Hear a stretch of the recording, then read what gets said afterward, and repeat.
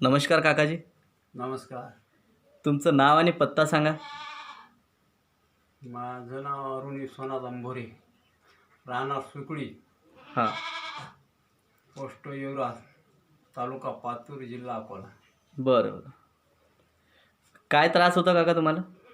मला हे गाठ झाली होती इथं. गाठ झाली होती. हां, बरं. ते मोठी सुपारीसारखी झाली होती. हां. तर ते डॉक्टरकडे गेलो होतो, इकडे चतारीला गेलो होतो आणि खेटरीला 2 डॉक्टरकडे गेलो होतो. बरं. तर त्यांनी सांगितलं की बा हे गोळ्या घ्या, यानं जमलं तर बरं, नाही तर मग म्हणत तुम्हाला ते यायला जावं लागेल, अकोल्याला जावं लागेल, ते गाठ तपासावं लागेल, हां. एक तर ते काढून घ्यावं लागेल तुम्हाला, असे बोलले होते. ऑपरेशन सांगितलं होतं. बरं बरं. ही गाठ कधीपासून होती? ते गाठ तर लय 6-7 महिन्यापासून होती. 6-7 महिन्यापासून. हा, पण लहान होती आणि नंतर मग वाढत वाढत वाढत वाढत गेली. त्याचा त्रास होत होता? हो त्रास होत होता. हो. ठीक आहे. याच्यावर आपण दवाखाने कुठे कुठे केले मग? दवाखाने तिकडे याला आपल्या खेटरीला गेलो होतो, हां. तिकडे गेलो होतो आणि त्याच्यानंतर मग ते आमच्या मुलीनं सांगितलं की बाबा ते आयुर्वेदिक औषधी आहे, हां. ते घ्या. मग ते औषधी सुरू केली. तशी 1 महिना आधी सुरू होती, पण काही दिवस बंद पडली होती मधात. बरं. ती औषधी सरली होती, ती औषधीच नाही आली. तर मग ज्या दिवशी अजून दवाखान्यात झालं त्या दिवशी मग ते माझी मुलगी घेऊन आली बरं. औषधी. हां. औषधी आणली, मग ती औषधी सुरू केली. तर त्याच्यावर आणखी 8 दिवसात एकदम परत ही पोरगी, लहानी पोरगी म्हणे चला अकोल्याला जाऊ. म्हटलं थांब, सध्या पैसे नाहीत, पाहू थोडेसे जमा करू, काहीतरी पाहू करू, नंतर जाऊ. तर तितक्या टायमात ते मला जरा कमी कमी वाटलं. ह्या गोळ्या सुरू झाल्या. त्या गोळ्या सुरू केल्याच्या मग ते कमी कमी कमी कमी वाटलं. हां. तर एकदम आरामच पडून गेला तिचा. आज पूर्ण नाहीशी झाली ती गाठ. हो. थोडं दाखवता असं? यायचं. आता काहीच नाही आहे. आता काहीच नाही. आता एक तर शिरासारखी असं थोडंसं काहीतरी वाटते म्हणा. बरोबर. आधी सुपारी एवढी गाठ होते. हो ठीक आहे ठीक आहे. तर या ताईंनी औषध सांगितलं तुम्हाला. हो. ताई तुमचं नाव?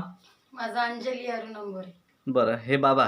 हे बाबा माझे. ठीक आहे. बाबांना औषध देणं, तुम्ही यांच्या सोबतच होत्या जेव्हा जेव्हा दवाखान्यात गेला हो, तेव्हा? तेव्हा सोबतच होते. बरं. तर काय सांगितलं डॉक्टरांनी? डॉक्टरांनी सांगितलं की त्या गाठीतलं पाणी काढा आणि गाठ चेक करा. त्यांनी आम्हाला कॅन्सर स्पेशलिस्ट डॉक्टरांकडे पाठवलं, त्यांचा रेफरन्स दिला. आधार हॉस्पिटलला जायचं सांगितलं, पण ते डॉक्टर म्हणले की दुसऱ्या दिवशी घेऊन जा. पप्पा बोलले त्यांना की आज काहीतरी आराम पडेल असं द्या तुमच्याकडून, 2-4 दिवस ऍडजस्टमेंट झालं पाहिजे असं. तर म्हणे इथल्या उगीच पैसे घालू नका, मी दिल्यानंतर काही होणारही नाही, त्याच्यामुळे तुम्ही अकोल्याला जा, एकदा चेक करा म्हणे, नंतर आपण रिझल्ट बघू काय आहेत तर. बरं. पण मग त्या दिवशी आधी औषध चालूच होतं, गायवड सरांनी सुचवलेलं औषध होतं आणि ताई पण त्याच्यात काम करते. तर मग ताई आली औषध घेऊन आणि मग त्या दिवसापासून औषध सुरू केलं पुन्हा. बरं. काय औषध दिलं यांना? इमोरिच आणि डिटॉक्सिफाय आधी चालूच होतं. बरं. तर इमोरिच या 10 दिवसात बराचसा खूप सारा फरक पडला. आता नाहीशी झाली असं म्हटलं तरी. हां. औषध किती दिवसापासून खात आहे आपलं धन्वंतरीचं? 1.5 महिना झाला. 1.5 महिना झाला. कालांतरानं काही दिवस खंड पडला. बरं. 10-15 दिवस. म्हणजे 1.5 महिन्याच्याच याच्यामध्ये खंड पण पडला? हो, 1.5 महिन्याच्या याच्यात 10 दिवसाचा खंड इमोरिच. म्हणजे एकच महिना औषध खाल्लं? एकच महिना औषध. बरं. तर जी गाठ मोठमोठी होत होती त्या गाठीचा त्रास होत होता पप्पांना? हो, गाठ दाबल्यानंतर त्रास होत होता. बरं. तर डॉक्टरांनी तुम्हाला, जसं की चतारी PHC सेंटरचे जे हेड आहेत, त्यांनी पण तुम्हाला तिथून परत पाठवले की अकोला जा, म्हणजे त्यांच्याकडे इलाज नव्हता? त्यांनी गोळ्या दिल्या होत्या, ते घेऊन पहा, बरं वाटलं म्हणत तर जिरली तर जिरली, नाहीतर अकोल्याला जा. मग त्याच्या 4-5 दिवसांनी आम्ही खेत्रीला गेलो. त्या डॉक्टरांनी तसं सांगितलं, अकोला जा. मग मला अशी भीती वाटली, बाबा कशाची गाठ आहे काय आहे, आपण दुसऱ्या दिवशी अकोल्याला जाऊ. पण ते घेतल्यानंतर 2 दिवसात आराम पडायला लागला. मग पप्पा मत राहू दे, आता आराम पडत चालला. तर हे एकदम रिझल्ट क्लिअर झाली. म्हणजे डॉक्टरांनी तुम्हाला ऑपरेशनच्या दिशेनं तिकडे सांगितलं, बरोबर आहे?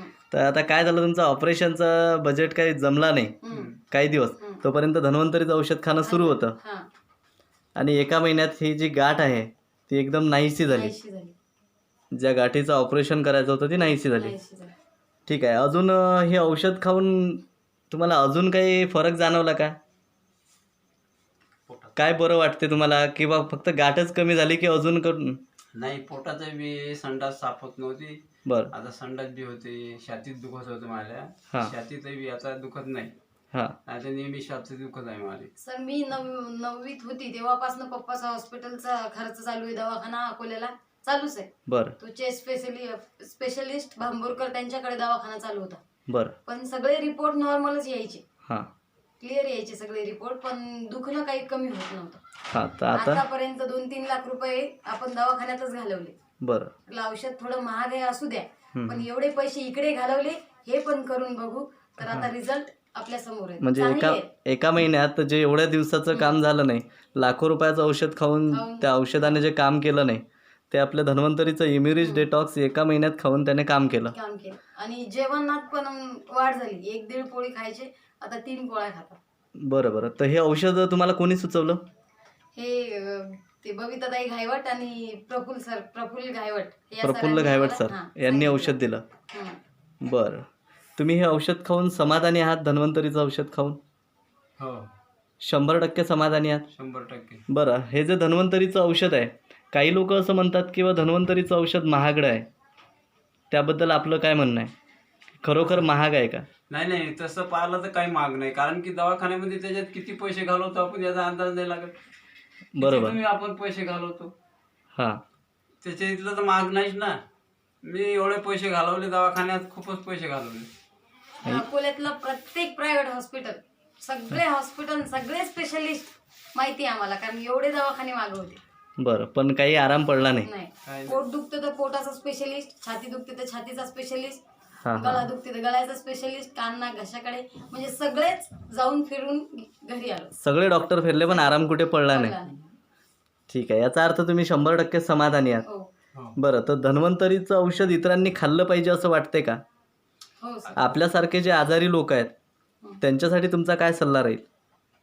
असं औषध घ्यायलाच पाहिजे बा लोकांनी. तर आता आपण काय, आता आपल्याला रिझल्ट पडला, हे झाला बरं. की आपल्याला 100% आराम पडला त्याचा, तर त्या लोकांना समजायला पाहिजे, त्यांनाही घ्यायलाच पाहिजे. खाल्लं पाहिजे. हा.